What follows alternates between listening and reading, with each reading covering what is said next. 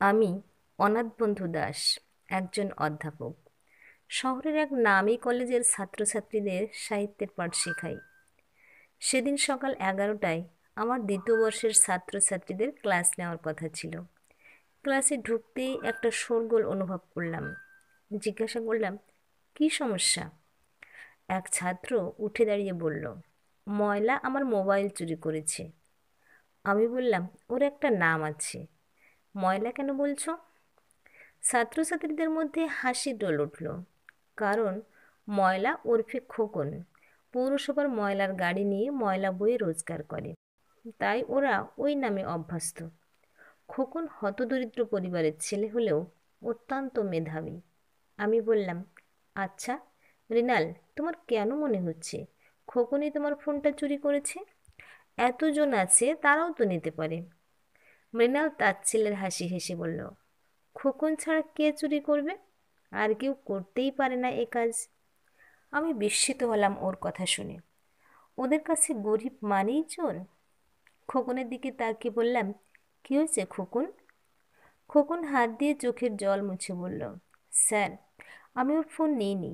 আমি লাইব্রেরি থেকে বই এনে পড়ছিলাম। হঠাৎ ওরা আমায় চোর চোর বলতে শুরু করলো। আমি গরিব হতে পারি স্যার, আমি চোর নয়। আমি উঠে গেলাম মৃণালের ডেস্কে। পাশের ছেলেটাকে বললাম, মৃণালের নাম্বারে কল করো, আর যে যেখানে আছো একদম নড়বে না। কল করতেই মৃণালের ব্যাগের মধ্যে ওর নিজের ফোনটা ভাইব্রেট হতে শুরু করলো। আমি বললাম, ইচ্ছে করছে একটা চড় মারতে তোমাকে। অভিভাবকদের আমার সাথে দেখা না করা অবধি আমার ক্লাসে আসবে না, বেরিয়ে যাও। আর যারা যারা ওর নোংরা খেলার সঙ্গী, তারা সবাই খোকনের কাছে ক্ষমা চাও আর ক্লাস থেকে বেরো। খোকন বলল, স্যার, একটু বাইরে যাব। আমি বললাম, যাও। বুঝেছিলাম ওর মনের অবস্থা ভালো নেই। গরিবদের আর কিছু নাই থাকুক, ওদের কাছে আত্মসম্মানটা অনেক গুরুত্বপূর্ণ। খোকন আমার প্রিয় ছাত্র, কারণ ওর মধ্যে যে মেধা কোয়ালিটি দেখেছি তা খুব কম ছাত্রছাত্রীদের মধ্যেই থাকে। কিন্তু সেই ঘটনার পর 1 সপ্তাহ কেটে গেল, খোকন আর কলেজে এলো না। অনেক চেষ্টা করে খোকনের ঠিকানা জেনে একদিন কলেজ শেষে বেরিয়ে পড়লাম ওর বাড়ির উদ্দেশ্যে। কটা এঁদো পুকুর পেরিয়ে কাঁচা চামড়ার দুর্গন্ধের ঘ্রাণ নিতে নিতে এগিয়ে চললাম। বস্তির সরু রাস্তার উপর মানুষজন নোংরা ফেলেছে, ফ্যান সবজির খোসা পড়ে আছে চারদিকে। কয়েকটা মুরগি ঘুরছে। পাশের নর্দমায় একদল শূকরের পাল দেখা যাচ্ছে। বুঝলাম ঠিক কতটা অস্বাস্থ্যকর পরিবেশে থেকে লেখাপড়া করে ছেলেটা। অনেকটা যাওয়ার পর একজন খোকনের বাড়ি দেখিয়ে দিল। দেখলাম ও একটা কুঠার নিয়ে কাঠচেলা করছে।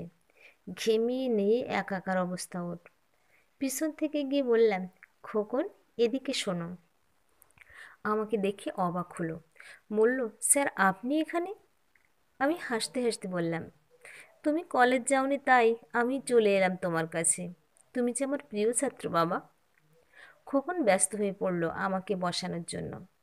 দেখলাম ঘরের মধ্যে ওর অসুস্থ প্যারালাইজড বাবা যন্ত্রণায় কাতরাচ্ছে। বললাম, জামা পরে আমার সাথে চলো। ও বলল, কোথায় যাব স্যার?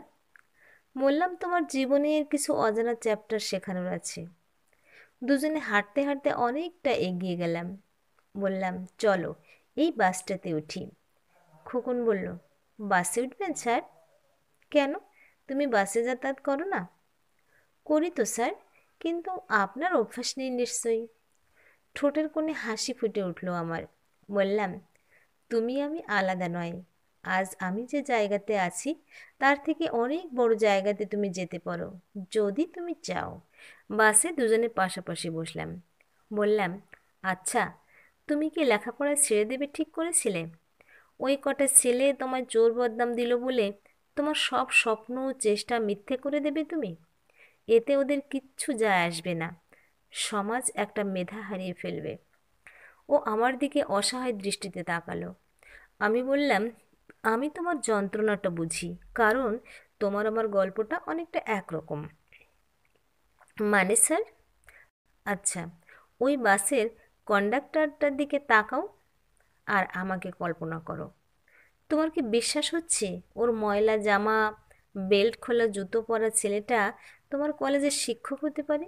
হচ্ছে না। কিন্তু বিশ্বাস করতে হবে, কারণ তোমার বয়সে আমার পেশা ওটাই ছিল। আজ আমার বর্তমান পেশা শিক্ষকতা। তাই অতীতের কথা কেউ মনে রাখেনি। সমাজ এমনটাই।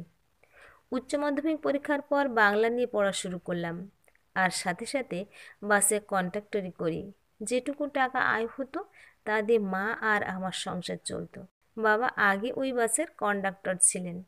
বাবা মারা যাওয়ার পর মা অনেক অনুরোধ করে ওই কাজে আমাকে ঢুকিয়েছিলেন, না হলে সংসারটা অচল হয়ে যেত।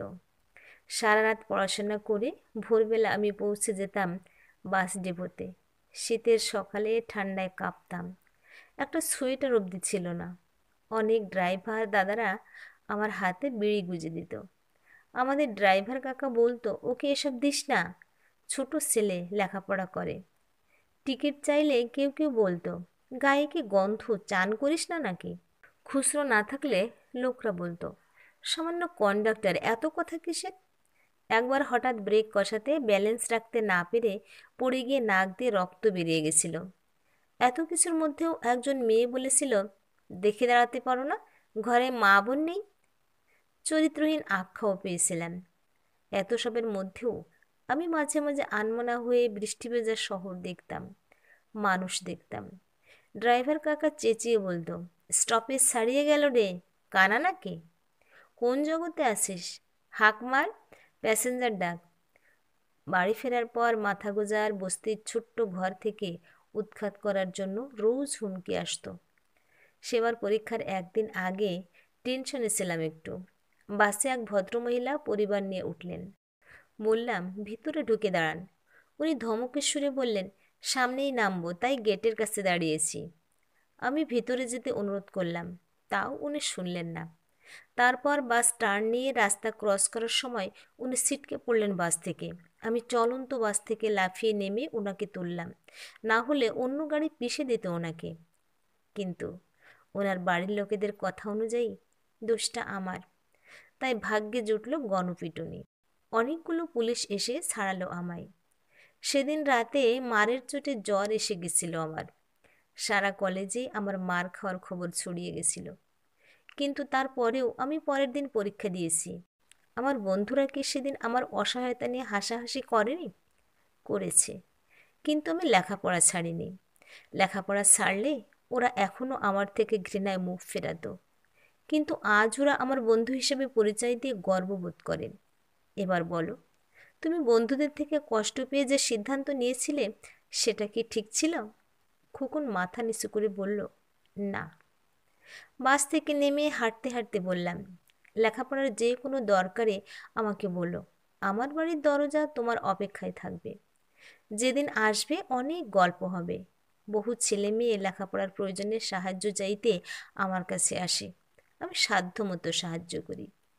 বলি, আমি কিন্তু তোমাদের দান করছি না, সাহায্য করছি। তোমরা প্রতিষ্ঠিত হয়ে আরও কিছুজনকে সাহায্য করলে এই সাহায্য শোধ হয়ে যাবে। খোকন, আজ আমি তোমাকে যা শেখানোর চেষ্টা করলাম তা কিন্তু আমি শিখেছি নিজের জীবনের অভিজ্ঞতা থেকে। চলো ডাল বড়া খাই। একসময় এই 10 টাকার ডাল বড়া দিয়ে এক থালা ভাত খেয়ে নিতাম। খোকন, জীবনে বাধা প্রতিকূলতা থাকবেই, সেগুলো পেরোতে হবে যে। আমি জানি তোমার রাস্তা মসৃণ নয়, কিন্তু আমি চাই আমার ছাত্র আমার চেয়ে আরও অনেক বড় জায়গায় নিজেকে নিয়ে যাক। মনে রাখবে, তোমার এই শিক্ষক সবসময় তোমার সাথে আছে। তুমি তো সমাজের ময়লা সরিয়ে পরিষ্কার রাখো পরিবেশ। এ কাজ তো গর্বের। মানুষ অতীত ভবিষ্যৎ নয়, শুধু বর্তমান দেখে। সফল হলে কেউ তোমার অতীত মনে রাখবে না। তাই যতক্ষণ না সফলতা পাচ্ছ, সমস্ত অপমান তাচ্ছিল্যকে মনের শক্তি বানিয়ে লক্ষ্য স্থির রেখে চেষ্টা করে যাও। প্রিয় ভিউয়ার্স, এতক্ষণ সাথে থেকে গল্পটা শোনার জন্য অশেষ ধন্যবাদ। গল্পটা ভালো লাগলে একটা লাইক, কমেন্ট ও শেয়ার করতে পারেন। আর পরবর্তীতে এরকম আরও সুন্দর সুন্দর গল্প শোনার জন্য আমার চ্যানেলটা সাবস্ক্রাইব করে পাশে থাকুন। ধন্যবাদ।